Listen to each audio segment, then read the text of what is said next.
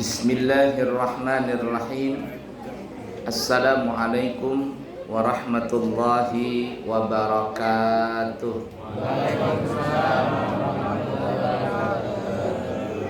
Alhamdulillahi rabbil alamin. Allahumma fasalli wa sallim ala sayyidina wa nabiyyina wa maulana Muhammadin sayyidil anbiya'i wal mursalin wa ala alihi wa ashabihi wa azwajihi wa dhurriyyatihi wa man tabi'ahum bi ihsanin ila yaumiddin, amma ba'du. Tuan rumah yang kami muliakan, orang tua kami semuanya yang kami tidak bisa menyebutkan nama beliau semua, namun insya Allah ini tidak mengurangi rasa hormat kami kepada beliau-beliau semua. Bapak Ibu para jamaah sekalian yang disayangi Allah dan dicintai Allah, berbicara tentang takbir di dalam salat, maka para ulama mengatakan takbir itu terbagi menjadi dua bahagian. Yang dimaksud takbir ini adalah ucapan Allahu Akbar. Jadi kalau takbir Allahu Akbar, tahmid apa? Alhamdulillah, tasbih subhanallah, tahlil la ilaha illallah, hauqalah la haula wala quwwata illa billahil aliyyil azim. Semuanya itu subhanallah, alhamdulillah, wa la ilaha illallah, wallahu akbar, wa la haula wa la quwwata illa billahil aliyyil azim. Semua zikir tadi itu disebut namanya, ada yang tahu? Semua itu yang dari subhanallah sampai la haula wa la quwwata illa billahil aliyyil azim itu disebut namanya al-baqiyatus shalihat. Al-baqiyatus shalihat, peninggalan-peninggalan yang baik. Jadi kalau ditanya apa itu al-baqiyatus shalihat, ya tadi subhanallah, walhamdulillah, wa la ilaha illallah, wallahu akbar, wa la haula wa la quwwata illa billahil aliyyil azim. Kemudian kita kembali, takbir yang dikatakan oleh ulama dalam sholat itu yang kita sebut tadi Allahu Akbar, itu kata ulama ahlul fikih terbagi menjadi dua bahagian. Menjadi dua bahagian. Yang pertama disebut namanya takbiratul ihram. Yang kedua disebut namanya, ada yang tahu? Takbir intiqal. Bukan takbiratul qiyam, tapi takbir intiqal. Takbir intiqal itu adalah takbir perpindahan dari rukun ke rukun, berdiri, mau ruku. Waalaikumsalam. Oke, mudahan sehat penyembuh. Takbir intikal itu adalah takbir perpindahan dari rukun ke rukun. Nah, itu disebut namanya intikal. Makanya disebut adalah dalil akli, dalil nakli. Nakli adalah dalil yang diambil atau yang dipindah dari Al-Quran dan nakli. Kemudian intikal, perpindahan. Takbiratul ihram itu hukumnya wajib, karena takbiratul ihram itu adalah salah satu rukun daripada rukun salat. Dan takbiratul ihram lebih mengecil lagi, masuk dalam kategori dan masuk dalam kelompok rukun bacaan. Rukun salat itu ada 13. Rukun salat ada 13. Dari rukun salat yang 13 itu terbagi menjadi 4. Yang pertama disebut namanya rukun qauliyah, rukun bacaan. Ada berapa rukun qauli? Ada berapa? Ada 5. Yang pertama takbiratul ihram. Yang kedua membaca suratul Fatihah. Yang ketiga membaca tasyahud akhir, at-tahiyyatul mubarakat sampai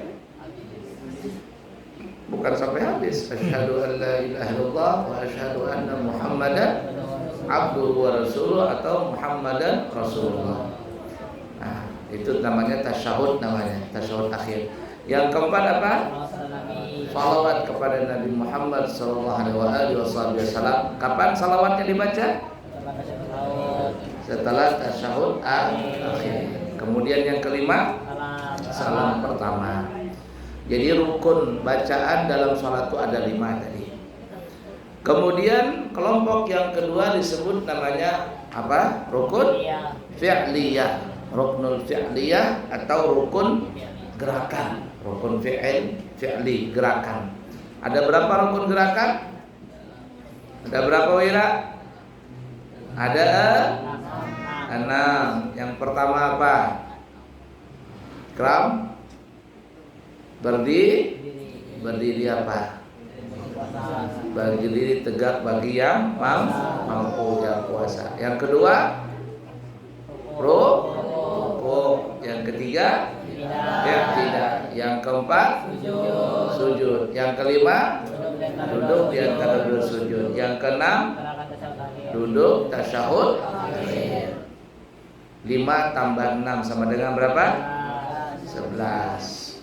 Masih ada berapa sisa? 2. Baik. Kemudian kelompok yang ketiga disebut namanya rukun qalbiyah, ruknul qalbiyah, rukun hati. Ada berapa rukun hati? Ada 1. Apa itu? Niat salat pada saat takbiratul ihram. Kemudian kelompok yang keempat disebut apa namanya? Rukun maknawiyah. Orang zaman sekarang menyebut maknawiyah itu namanya abstrak. Dilihat secara kesemuanya nggak bisa, tapi kalau diperhatikan baru kelihatan. Abstrak namanya. Seperti ada orang melukis gambarnya kuda. Kalau dilihat kayak kuda, tapi pas didekatin ternyata bukan kuda, melainkan gambarnya gambar kursi atau gambar mobil. Bisa seperti itu. Dilihat dari jauh kayak gambar pemandangan, tapi pas diperhatikan ada gambar orang, ada gambar apa namanya itu, ada gambar kuda, ada gambar mata. Itu namanya abstrak. Itu kayak kita ngelihat langit kayaknya langit, tapi kok bentuknya kok tulisan Allah, kok kayak ada tulisan apa begitu gambarnya di langit itu. Namanya abstrak. Nah, itu disebut maknawiyah. Jadi dalam sholat juga ada rukun maknawiyah, rukun secara makna. Ada berapa rukun maknawiyah? 1. Apa itu? At-tartibu bainal arkan, tertib di segala rukun-rukun salat. Dari takbiratul ihram, berdiri tegak, baca Fatihah terus sampai salam. Tertib, gak boleh terbolak-balik. Bisa gak kita melihat tertib secara semuanya? Ya bisa, tapi kalau diperhatikan satu-satu, ini lagi salat, ini lagi berdiri, ini lagi duduk, ini lagi sujud, ini lagi rukuk. Nah, itu seperti itu tuh modelnya. Jadi totalnya ada 13 rukun. Nah, dari 13 rukun itu kita awali dulu dari takbiratul ihram. Jadi kita kembali, takbir itu terbagi menjadi 2 dalam salat. Ada takbiratul ihram, ada namanya takbir intiqal. Nah, takbiratul ihram itu disebut ihram, artinya larangan. Larangan. Maksudnya adalah setelah kita mengucapkan Allahu Akbar, maka semua yang tadinya halal, setelah takbiratul ihram maka semuanya diharamkan. Makan minum sebelum takbiratul ihram boleh enggak? Boleh. Tapi ketika Allahu Akbar, boleh nggak makan minum? Allahu Akbar kata Ikram. Kemudian melihat ada singkong.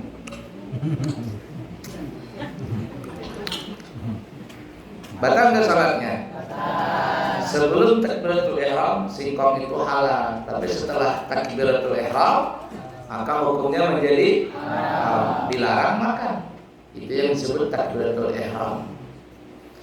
Kalau sebelum takbiratul ihram boleh nggak tidur? Boleh. Tapi setelah takbiratul ihram Allahu Akbar. Kemudian Jamil tidur.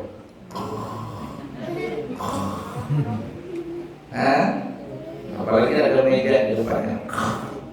Sekali di sampingnya ada Rizky Akbar. Iya lagi Rizky Akbar tidur.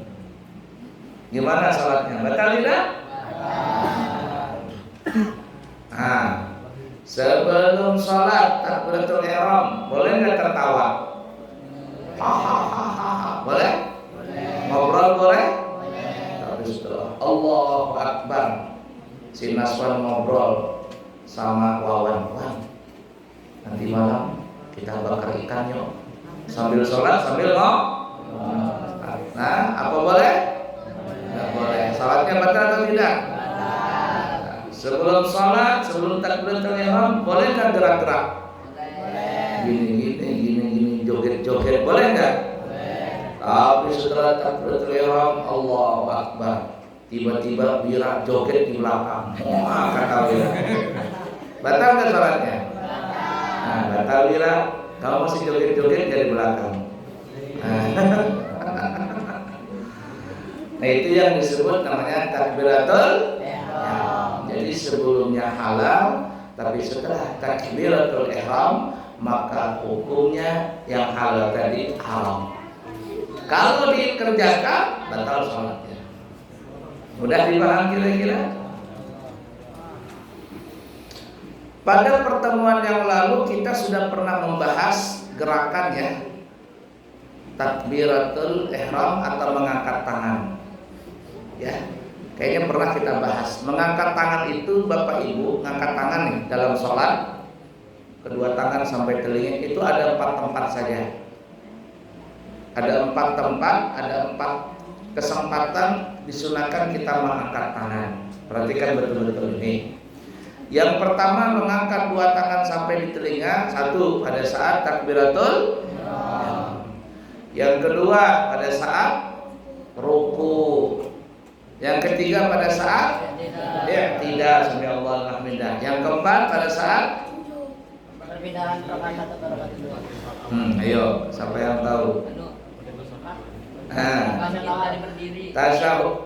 Tasyahud awal menuju rakaat ketiga. Ada angkat tangan tidak? Selain daripada itu tidak disunahkan angkat tangan. Termasuk adalah sujud tilawah di subuh hari Jumat. Abu yang mimpin sholat di pondok.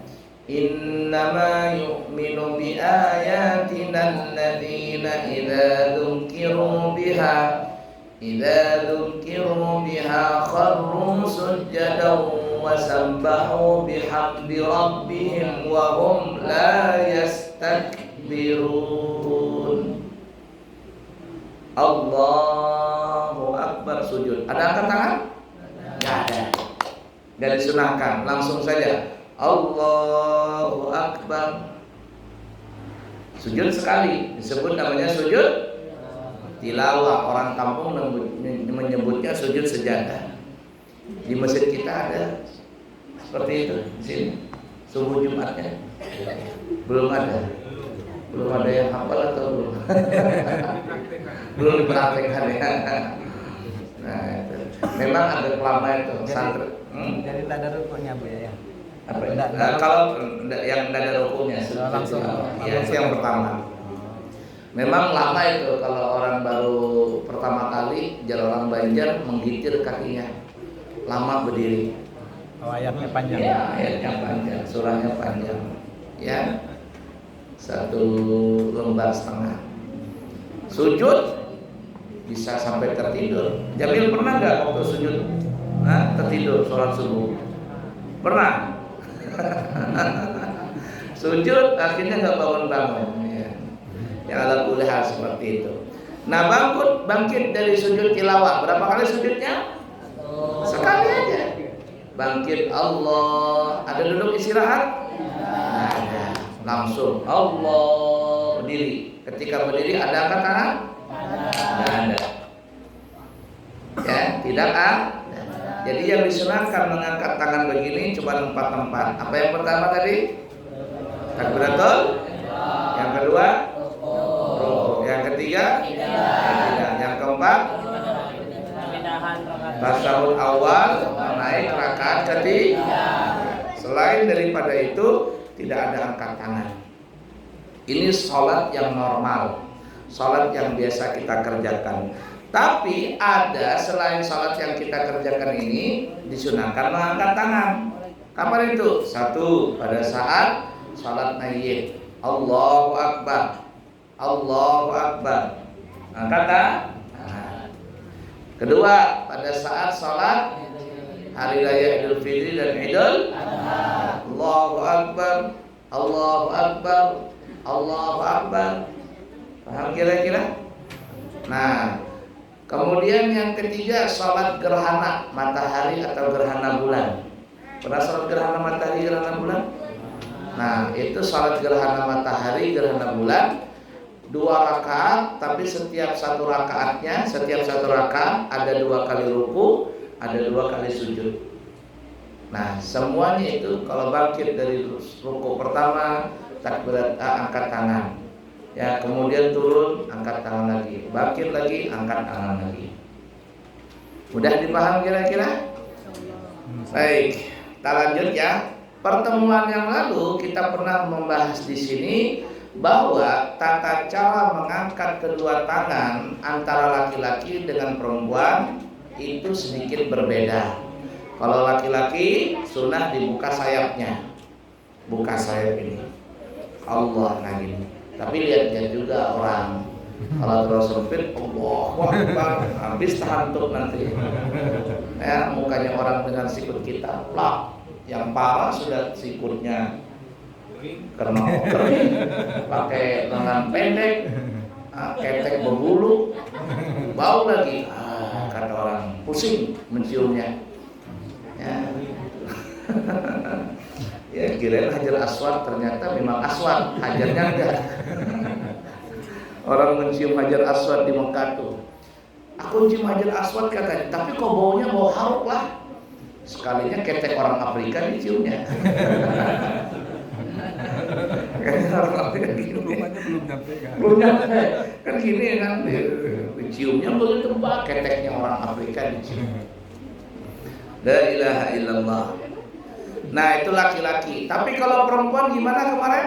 Nih punya apa namanya ini? Lengan otot ini nempel di badan. Nggak boleh kayak laki-laki. Dan ngangkatnya itu dia gini. Nah, ini perempuan, kemudian naik gini, Allah. Nah, gini, Allah. Nggak boleh gini, Allah. Nah, tapi gini, nyender ini. Nih. Lihat ibu-ibu, apa saya berdiri apa gimana? Oh ya sudah berdiri dah. Siap. Dihukum ini. Nah, jadi gini, kalau laki-laki ya begini. Allah nih, bukan ini laki-laki. Kalau perempuan nih, gini aja. Mungkarnya kan kita pernah bahas ya kemarin. Nih Pak Is yang praktekkan, ya kan? Nah, gini caranya. Nih saya di sini, narikin Allah nih, sini nih, Allah, Allah. Jadi gini, satu, ini jalan, Allah. Kayak itu unyil kan ada yang mereka unyil. Allah. Perempuan nggak boleh dibuka ini. Allah. Ini semuanya sunat diizinkan. Sami Allahu liman hamidah. Nggak boleh perempuan kayak laki-laki. Allah. Kalau dia begini, pakai mukena atasan bawahan. Ternyata dia pas sholat pakai lengan pendek, angkat tangan begini, Allah, kelihatan sininya, batal enggak? Pernah kita bahas kemarin kan ya? Masih ingat ya ibu-ibu? Masih yang baru ya, baik belum tahu ya. Apa? Ada santri baru sini.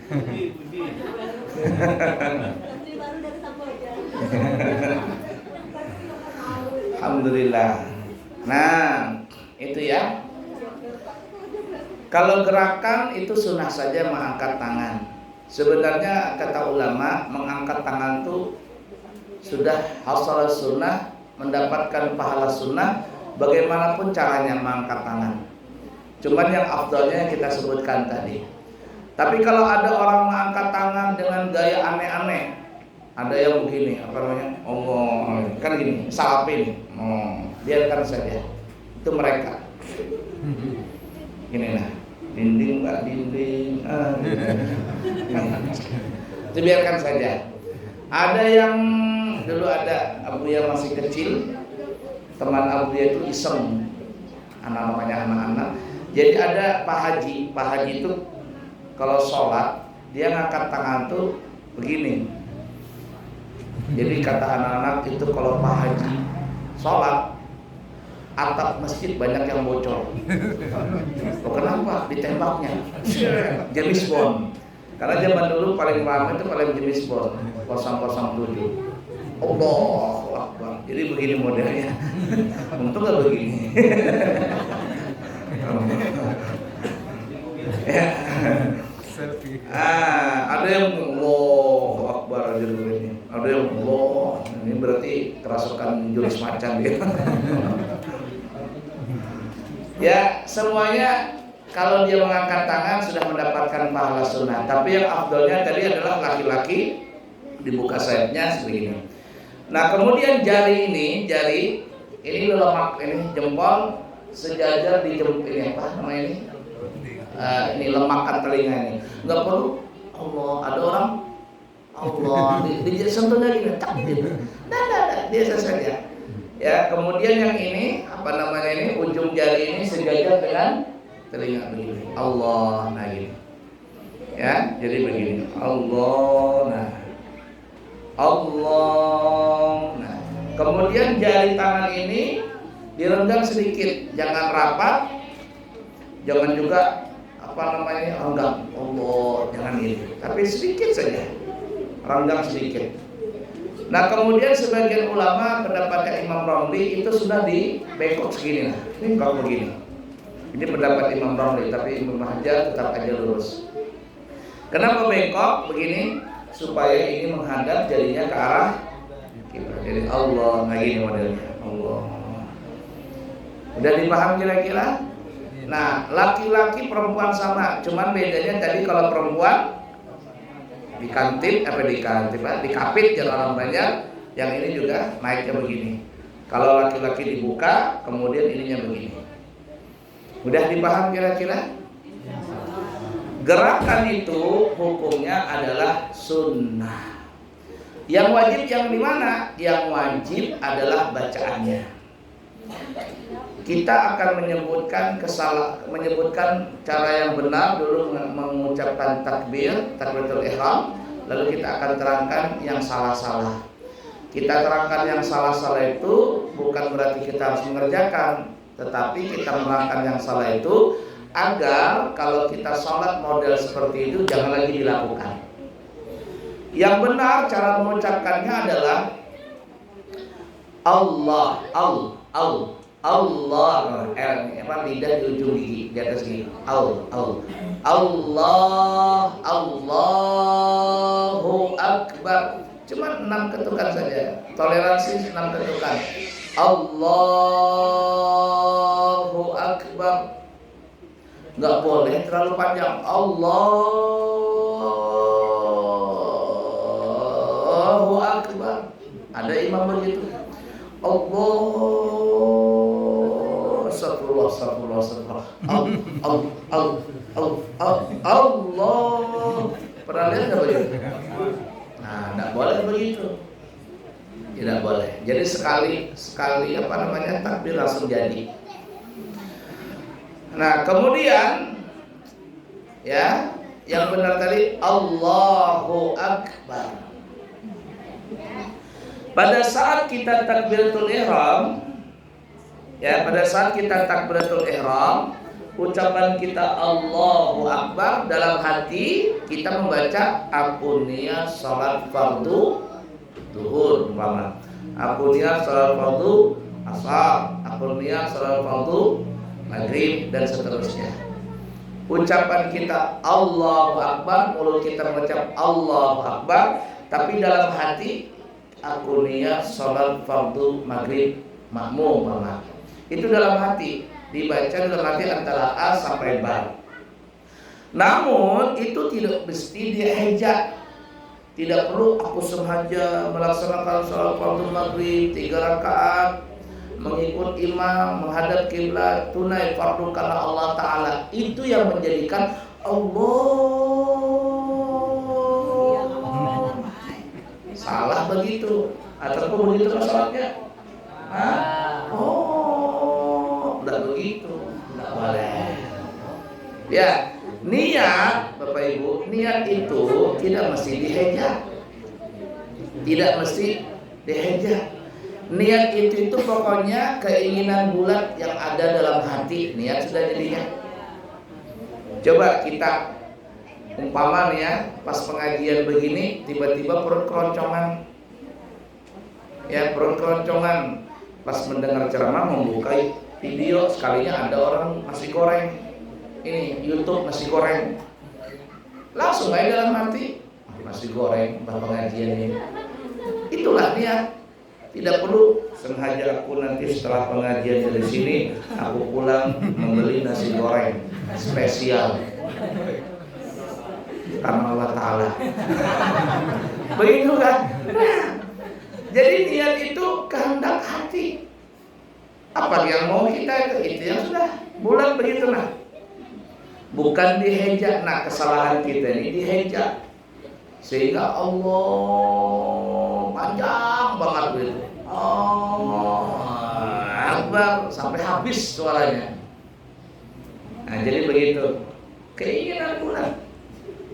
Coba ya, aku contohkan aku niat salat fardu maghrib makmum menghadap kiblat tunai fardu Allah Ta'ala.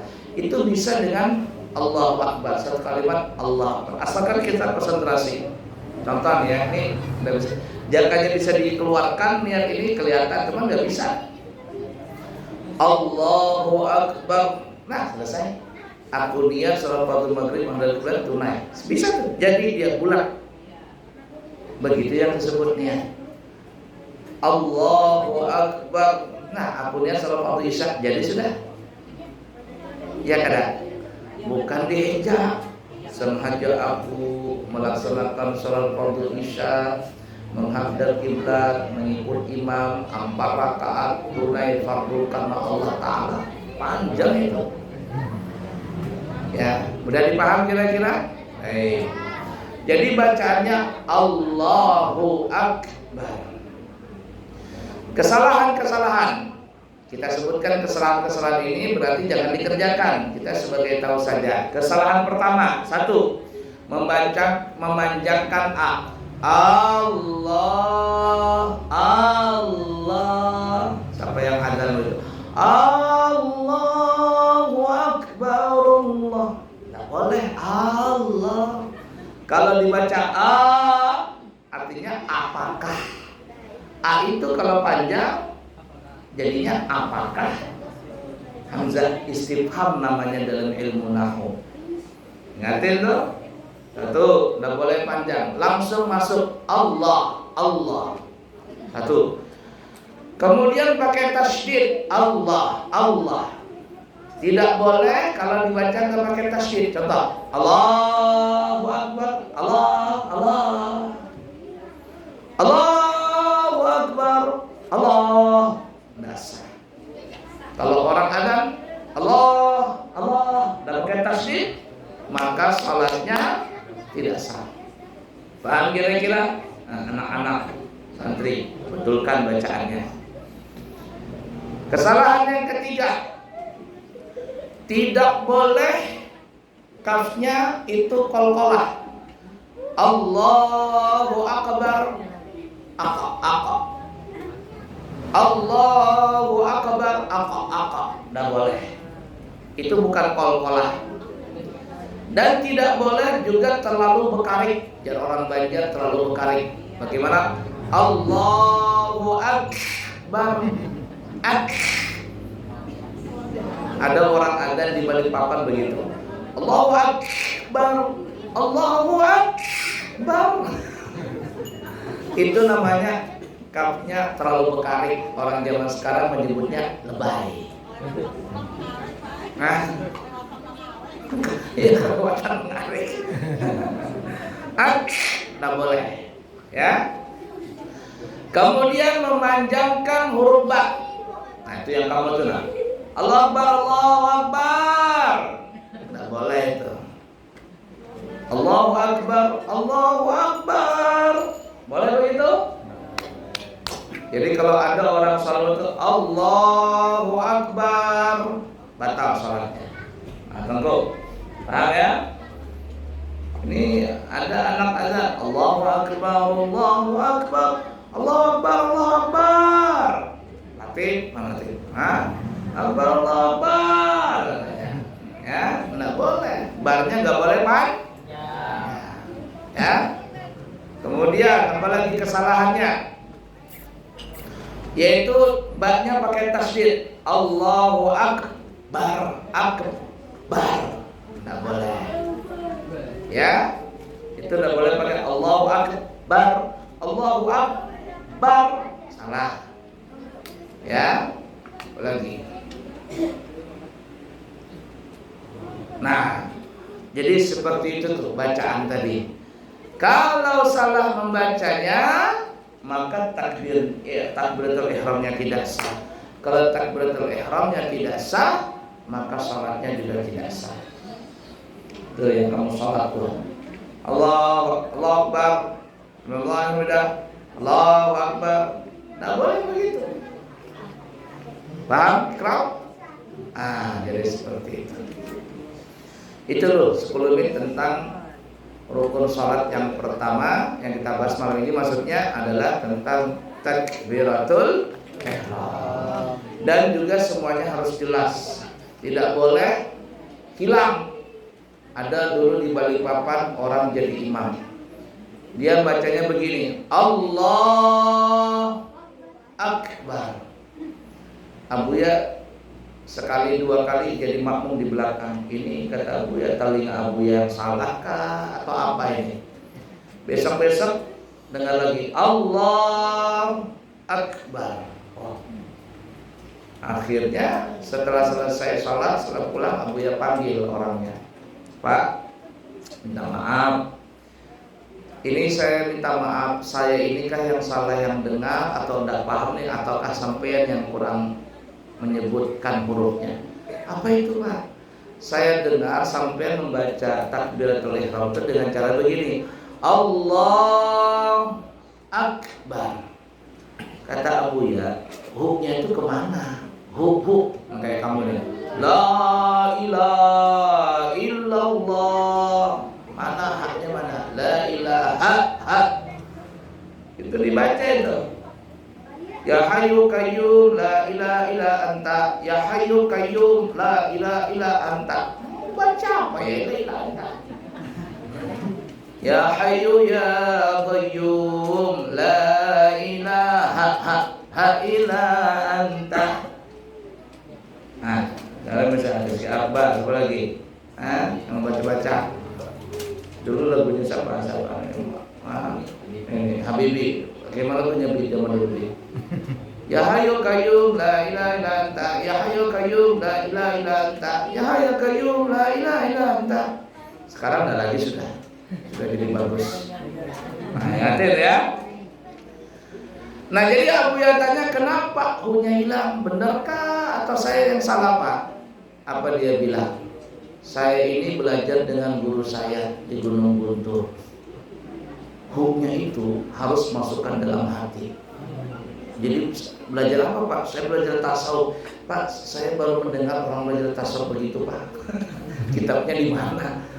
Ya, jadi akhirnya Buya bilang begini aja, Pak. Sampean kalau jadi imam sebaiknya itu didengarkan tadi, karena sampai jadi imam di belakang ini semuanya belajar fikih.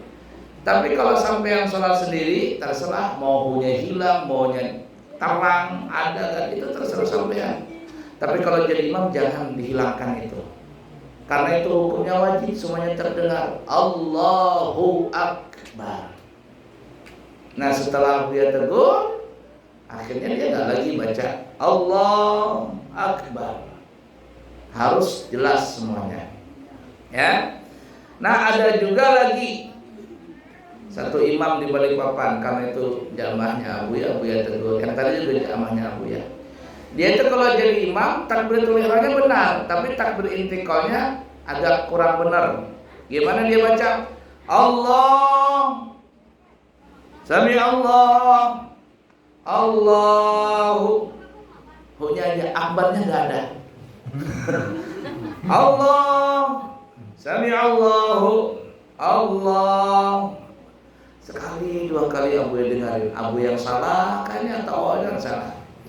Akhirnya beberapa kali setelah diperiksa, Abu ya panggil anaknya ini, ustadznya ini, karena Abu ya yang masukkan dia jadi imam di masjid itu. Kata Abu ya, Ustadz, nanti kalau antum jadi imam, itu takbir intiqalnya sempurnakan, jelas-jelas bacaannya semua. Nggih katanya. Jadi setelah ditegur, akhirnya dia sudah berubah. Allahu Akbar. Ya, kalau tadi Allah, Sami Allah, Allahu Akbarnya hilang. Anda tahu mana akbarnya?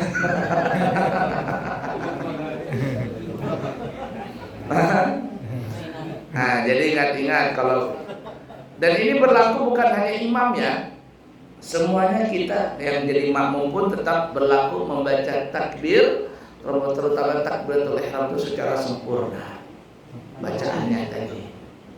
Mudah dipaham kira-kira di sini? Nah, baik. Kita cukup dulu di sini. Nanti kita sambung akan datang tentang tata cara membaca suratul Fatihah. Ya. Baik, silakan kalau ada pertanyaan. Ada yang bertanya? Ada pertanyaan ibu-ibu? Yang lain juga nggak apa-apa, masalah yang lain. Mudah-mudahan. Gitu, silakan Pak. Banyak.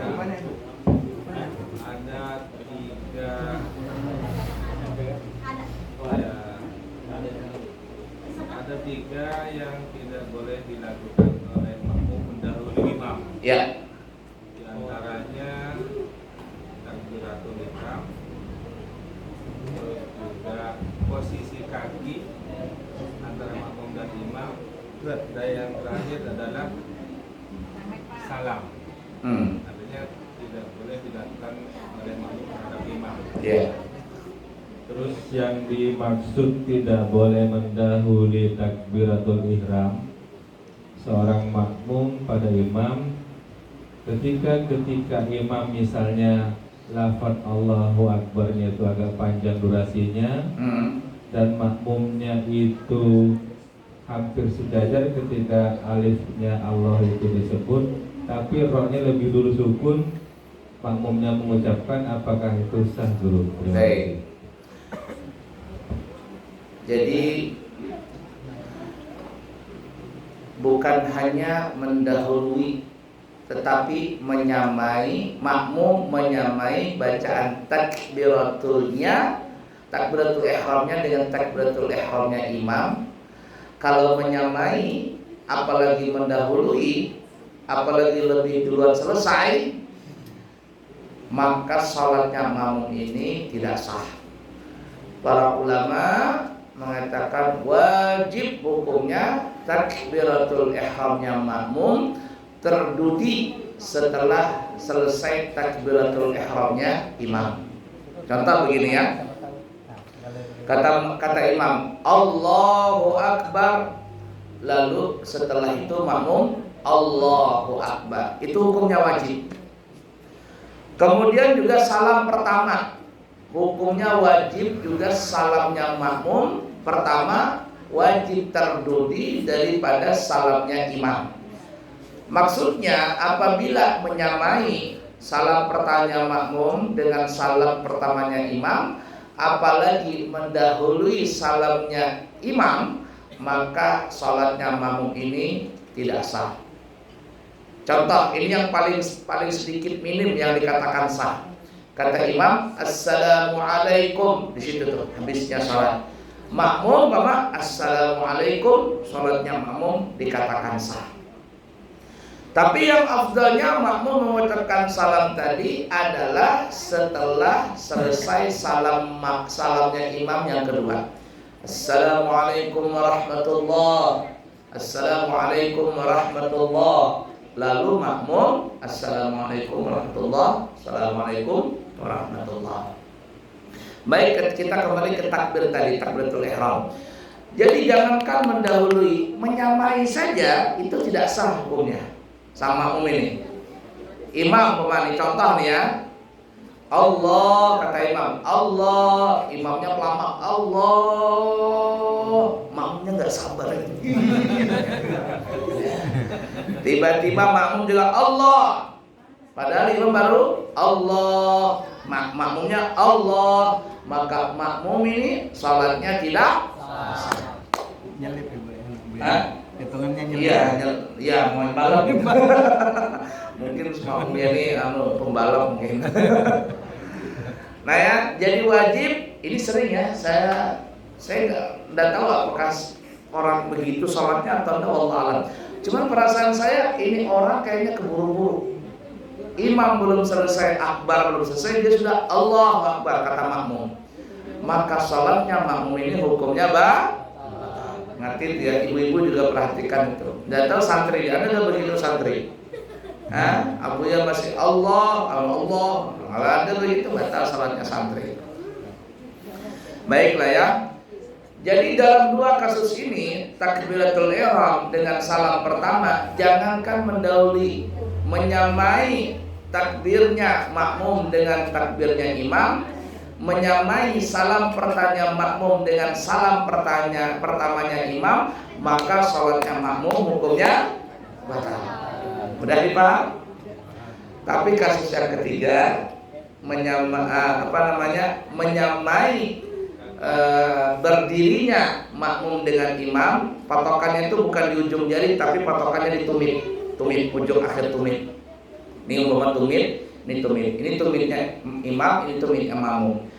Kalau menyamai tumitnya makmum dengan tumitnya imam, sama nih, satu garis yang sama nih, maka sholat makmum ini masih dikatakan sah, tapi hukumnya makruh. Kalau menyamai makruh. Yang tidak boleh terkedepan tumitnya makmum dari tumitnya imam. Ini tidak sah hukumnya dalam mazhab Imam Syafi'i. Tapi kalau mazhab Maliki nggak apa-apa. Nah, katanya kita sebagai makmum tidak boleh terdepan sop makmum dari sopnya imam. Artinya kita wajib sekurang-kurangnya sama sop kakinya makmum dengan kakinya imam. Itu sekurang-kurangnya sah. Lalu pertanyaannya, bagaimana dengan orang yang sholat di Masjidil Haram? Ini Ka'bah umpamanya ya. Yang pernah berangkat haji mungkin paham tuh. Ini Ka'bah. Ini umpama pintu Ka'bah. Kalau sholat biasa, imam ini terkadang pindah-pindah dia. Terkadang di depan pintu Ka'bah, terkadang di belakang makam Ibrahim, terkadang di dalam Hijr Ismail, ya enggak? Tapi kalau bulan puasa, waktu taraweh, sholat isanya di sini, tapi ketika sholat taraweh imamnya di sini, di atas tinggi sini, di gedung sini. Abu ya memperhatikan di mana kata Abu ya imamnya. Oh itu. Jadi waktu pas Abu ya umrah yang kemarin ini, yang sebelum ini, kan insya Allah Abu ya berangkat tanggal 29 nanti berangkat umrah dari sini. Sebelum itu Abu ya ngelihat di mana kata imam, oh di atas itu. Nah waktu pas Abu ya mau pulang berpapasan dengan imam Masjid Haram. ajudannya tinggi besar, mungkin badannya 2 meter ada itu tingginya. Gede-gede. Abuya mau salaman, tidak berani salaman, cuma dari jauh saja. Dia ngeliat Abuya sudah. Artinya ngelihat gitu. Bahwa ajudannya tinggi, ada mungkin sepintu ini tingginya. Jalan dia, kayak robot, ajudan gede-gede badannya.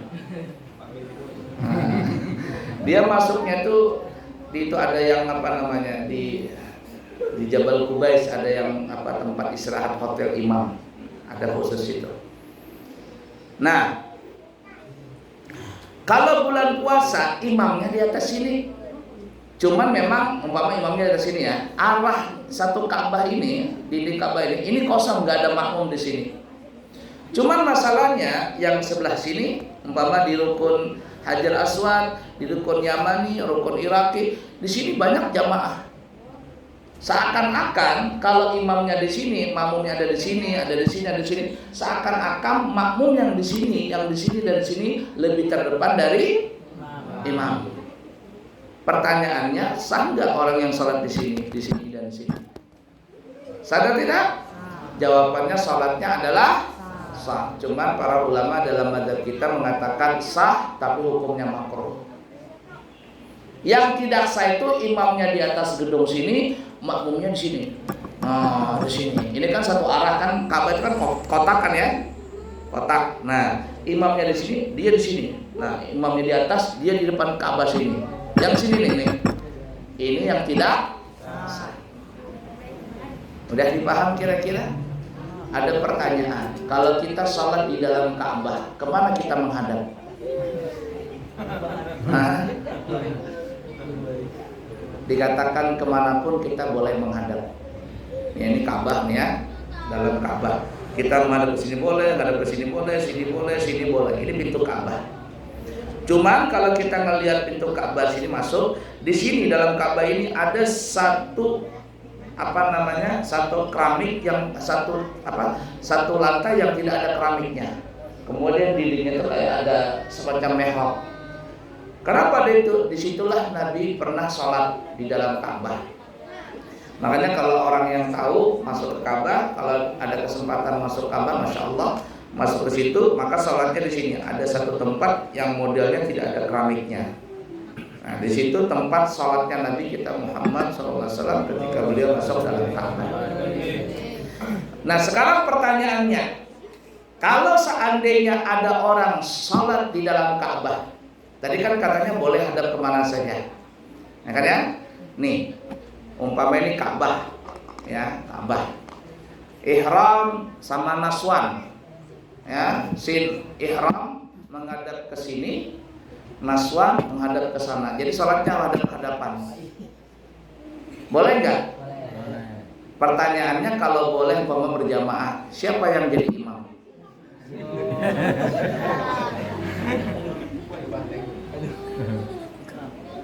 Ikram. Yang jadi imam adalah siapa yang dadanya lebih dekat kepada dinding. Umpama ini dinding Ka'bah, ini dinding Ka'bah. Si ikram salatnya di sini. Sini nih, tapi menghadap ke sini. Si naswan salatnya di sini. Ini dindingnya di sini, dia di sini. Yang mana yang jadi imam? Naswan. Kenapa? Karena dadanya lebih dekat menuju ke dinding Ka'bah. Sedangkan si ikram walaupun punggungnya lebih dekat ke dinding Ka'bah, tapi dadanya lebih jauh ke dinding Ka'bah. Jadi patokannya bukan punggung tapi dada. Ini pelajarannya tinggi, pelajaran kuliah. Pertanyaannya tinggi banget sih. Ya, jadi paham ya? Jadi intinya tidak boleh menyamai takbiratul ihramnya makmum dengan takbiratul ihramnya imam. Wajib terdahulu. Monggo, ada pertanyaan? Ibu-ibu barangkali. Ibu-ibu? Mic-nya. Mikrofon. Walaupun tidak tidak masuk visi masalah ini nggak apa-apa. Punya masalah yang lain nggak apa-apa.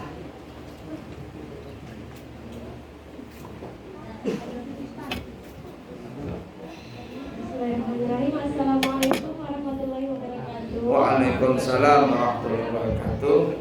Izin ini pertanyaan titipan ya Bu ya. Ya.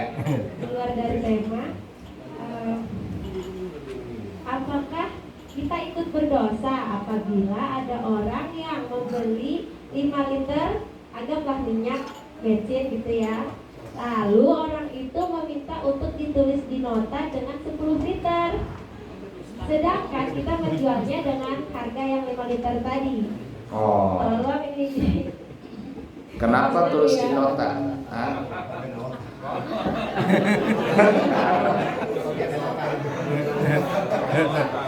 Wa ta'awanu 'alal birri wat taqwa wa la ta'awanu 'alal itsmi wal 'udwan. Apa artinya? Bertolong-tolonglah kalian di dalam berbuat kebaikan, jangan saling tolong-menolong dalam berbuat dosa dan permusuhan. Pertanyaannya, kira-kira orang yang beli, umpamanya yang pembantu disuruh beli 10 liter sama majikannya, lalu dia beli cuma 5 liter, kira-kira korupsi nggak itu? Nah, lalu kita sebagai penjual nulis 10 liter, duitnya diterima 10 liter, tapi anunya cuma 5 liter bensinnya. Pertanyaannya, itu dosa nggak? Nah, kita yang bantuin dosa nggak? Nah, sudah, itu jawabannya.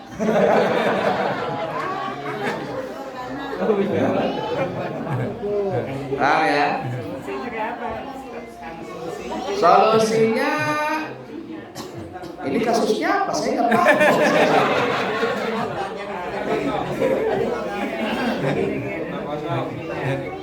Dia minta, seumpama dia yang beli kan? Ya. Dia belinya 5 liter, tapi dia minta bikinkan nota, kita yang jual ya, minta bikinkan nota, tolong tuliskan 5 liter apa, 10 liter gitu. Aturan kamu aja sudah yang nulis, aku nggak mau gitu. Ya itu, kita kira-kira dosa kayak kita dulu. Orang ini kira-kira kalau ketahuan sama bosnya dimarahin nggak? Berdosa nggak kira-kira? Nah, kita yang jual seperti itu, kita nulis, maka kita nggak boleh. Tapi kalau kita, saya nggak mau begitu, cuma saya kasih cek kosong aja, isi aja terserah itu, kamu kena dosa, saya tidak mau nanggung dosa. Itu solusinya. Itu bukan solusi, itu subhat masih. Subhat.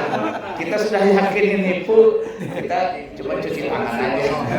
Subhat itu masih. Jadi nota kosong aja ya, dikasihkan ya. Jadi ada juga orang kerja proyek, begitu juga kerja proyek ya. Ada juga kerja proyek seperti itu, permainan nota seperti itu. Tapi ya intinya kalau kita secara wajar kira-kira itu termasuk salah nggak? Ya kalau salah, ya salah. Lalu kita bantuin, ya kena. Tapi kalau kita kasih cek kosong saja ya terserah sudah. Kecuali kita yakin dia akan ngisi yang salah, nah itu kita kena juga lah. Makanya tadi subhat kalau ngasih cek kosong dari itu. Nota kosong. Ini kenapa bicara begitu? Ada kejadian kan? Sering kejadian. Oh, gitu ya. Realita ya penjual bensin. Salah.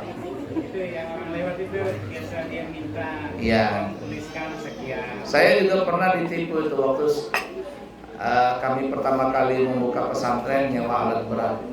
Jadi ada bilang, Abu ya anak buah kami, kita perlu solar lagi 2 drum. Iya sudah beli. Akhirnya notanya aja ada, solarnya nggak nyampe. Lebih parah lagi. Terus notanya nyampe, duitnya sudah dikasih, solarnya nggak nyampe. Akhirnya kita berhentikan orangnya tadi. Nah, Abu itu masalah pesantren itu mungkin ada kurang lebih 150 juta lebih ditipu orang. Ada mungkin 150 juta lebih. Cobaan di pesantren itu berat. Makanya kalau nggak kuat-kuat bangun pesantren gulung tikar. Atau pesantrennya la yamutu wa la yahya, nggak bermutu karena nggak ada biaya. Belum cobaan-cobaan yang lain. Mati suri. Apalagi ada orang yang kepin mematikan, itu berat. Kalau nggak kuat-kuat dengan cobaan itu, ya sudah bahaya.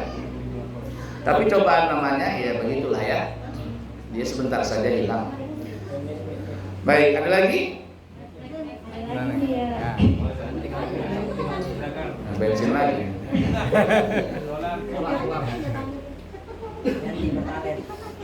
Bismillahirrahmanirrahim. Misalnya Bu ya, seorang istri sedang menemani suaminya makan. Nah, di pertengahan makan, suami teringat kalau sebelum makan tadi muter video ceramah di YouTube. Lalu si suami ninggalin istrinya karena mau nonton ceramah tadi. Jadi mana yang lebih diutamakan? Makan bersama istri atau makan nonton ceramah? Terima kasih ya, itu aja pertanyaan saya. Siapa suaminya? Jadi gini, di rumah saya di pesantren atau di rumah saya di Balikpapan itu TV saya TV Android. Artinya saya bisa nonton TV sambil nonton YouTube, sambil nonton TV sambil makan, bisa sambil nonton TV. Sama saya sama istri sambil makan sambil nonton TV. Ya. Saya sambil makan bisa nonton YouTube. Artinya semua itu sebenarnya itu masalah kecil. Komunikasi aja yang kurang pas mungkin. Ya, intinya kalau ada suaminya di sini, istrinya itu minta diperhatikan. Biasa perempuan. Ya.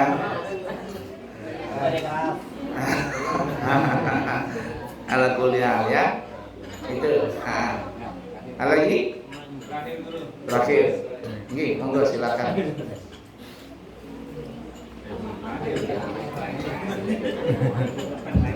Iya, terima kasih. Pertanyaan terakhir dari saya dan yang lainnya. Ketika kita sholat menghadap kiblat dan ketika kita sholat tersebut berada di atas kapal, biasanya di arah pelafon atau di arah kita berdiri itu ada gambar tanah, kalau itu menunjukkan ke kiblat. Di atas laut biasanya ada pusaran angin dulu. Ketika kita takbiratul ihram, kita posisi mengarah ke sudut misalnya. Dan ketika kapal tersebut belok di pusaran angin, pasti juga kita berbelok menghadap arah. Dan lucunya lagi, ketika pusar tersebut agak kencang, hanya agak kencang juga guru. Apakah kita harus mengikuti arah panah sesuai memang arah tersebut ke kiblat? Berarti otomatis kita juga bergeser sesuai dengan arah kiblat tadi. Terima kasih guru. Kalau mengerjakan sholat di atas kendaraan itu boleh kendaraan air, ini kapal. Boleh kendaraan udara seperti pesawat, helikopter, atau kendaraan yang di darat seperti mobil, kereta api, dan lain sebagainya termasuk motor. Apabila sholat yang kita kerjakan itu sholat sunnah nih ya, maka bersepakat para ulama kita boleh mengerjakan sholat sunnah di atas mobil, kapal, pesawat, dan lain sebagainya. Dan tidak wajib menghadap kiblat. Sebagaimana disebutkan dalam hadis Bukhari riwayat Sayyidina Anas, kana Rasulullah sallallahu alaihi wasallam yusalli ala dabbatihi haitsu tawajjahat bih. Kata Sayyidina Anas bin Malik, Rasulullah sallallahu alaihi wasallam itu salat di atas kendaraannya. Zaman dulu pakai onta Nabi. Dan kemanapun onta itu menghadap, maka Nabi juga menghadap ke situ. Artinya kalau ontanya menghadap ke barat, Nabi ke barat, ke timur, tidak patokan ke Ka'bah. Kalau sholat sunnah, sepakat para ulama boleh. Dan terus terang Abu Ya sering sekali melaksanakan sholat sunnah di mobil, di motor, sambil nyetir, sambil naik motor bisa sholat. Ya sholatnya rukuknya begini saja, Allahu Akbar, Bismillahirrahmanirrahim, Allahu Akbar, Allahu Akbar, Allahu Akbar, Bismillahirrahmanirrahim. Asalkan jangan bergerak 3 kali berturut-turut. Dan masalah bergerak itu pun juga masih beda pendapat, masih ada khilaf di antara ulama. Sering Abu Ya lakukan, sering, bukan, pokoknya sering. Kalau pulang sholat duha di mobil, motor, sholat witir di mobil, di motor, sambil nyupir, sambil jalan, boleh. Sepakat para ulama boleh. Tapi kalau sholat wajib, maka Kalau kita melaksanakan sholat wajib di atas kendaraan, mau mobil, mau pesawat, mau helikopter, mau kapal, maka kata ulama, hukumnya boleh kita melaksanakan sholat wajib di atas kendaraan asalkan semua syarat dan rukun di dalam masalah sholat itu dikerjakan ketika kita sholat di atas kendaraan. Artinya kita sholat di kendaraan itu sama seperti halnya kita sholat ketika tidak dalam kendaraan.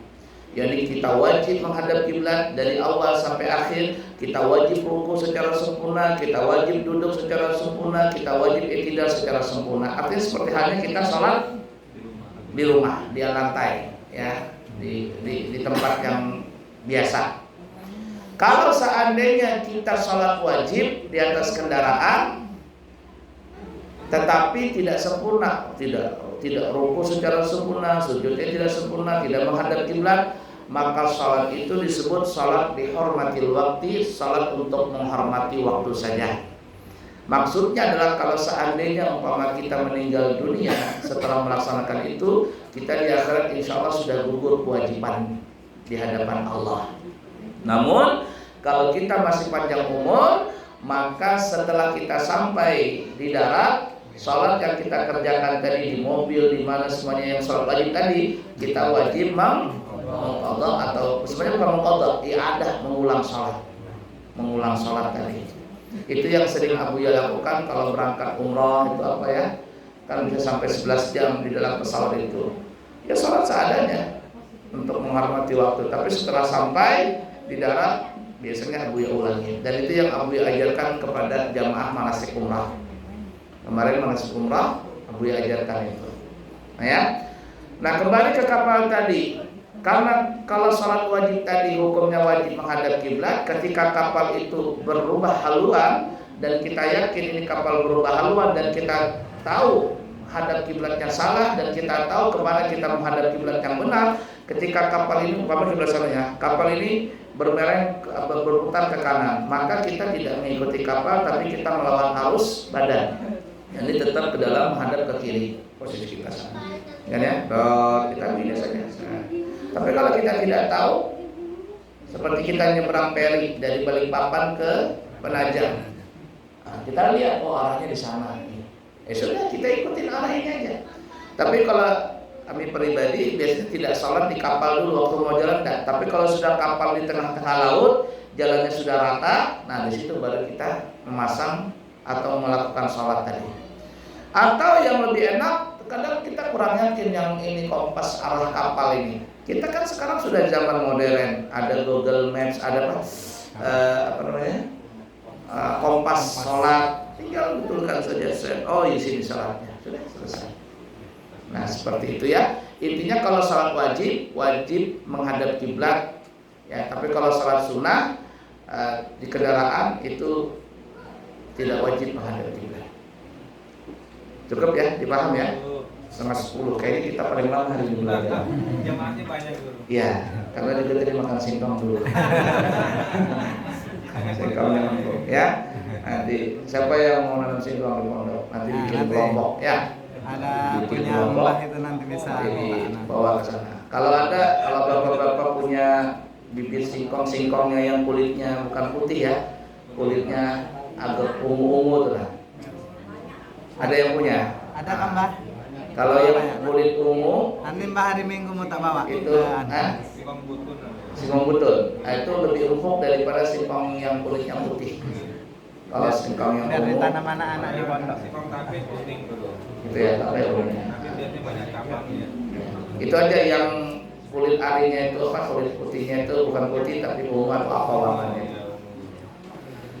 Alhamdulillah, terima kasih. Kita cukupkan dulu, semoga bermanfaatnya. Subhanakallahumma bihamdika asyhadu an la ilaha illa anta astaghfiruka wa atubu ilaik.